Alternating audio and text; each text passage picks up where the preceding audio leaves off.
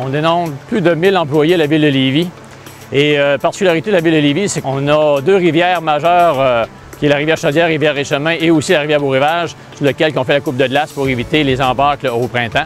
Initialement, le projet a été apporté au comité santé et sécurité au travail. Il y avait des problématiques qu'ils vivaient. On comprend bien travailler au niveau des glaces, c'est pas un environnement très adéquat et aussi très dangereux parce que ça se passe au printemps. On y pensait depuis quelques années. On avait une machine qui était plutôt désuète et assez dangereuse là, pour la coupe de glace. Donc, avec Yves Trudel, on a essayé de voir un projet d'une machine qui pourrait servir 12 mois par année. Donc, cette mini-pelle-là a été équipée avec un trencher, avec une chaîne spéciale pour couper la glace. Et ce qui est très important, dans la mini-pelle, il fallait avoir un contrôle à distance pour que justement nos employés travaillent de façon sécuritaire à distance de la machine.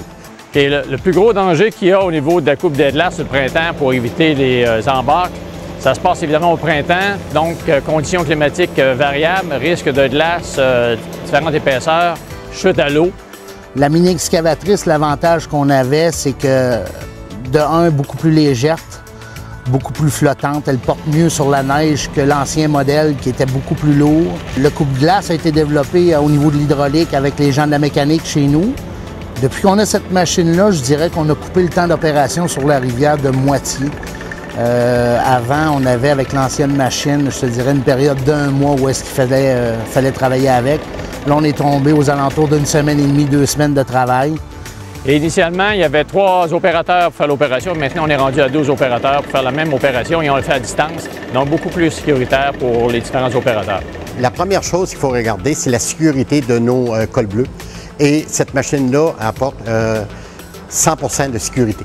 Alors, pour la réalisation de ce projet-là, évidemment, c'est une concertation autant entre employés et employeurs.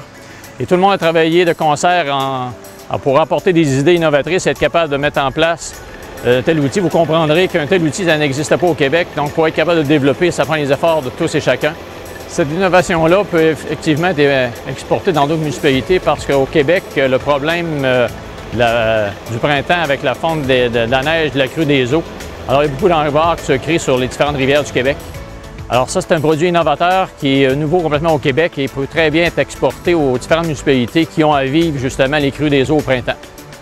Je suis très fier de cette innovation parce que on a participé, on a essayé l'ancienne, on a vu la nouvelle version, on l'a adaptée à nos besoins, puis très content d'avoir amélioré notre sécurité.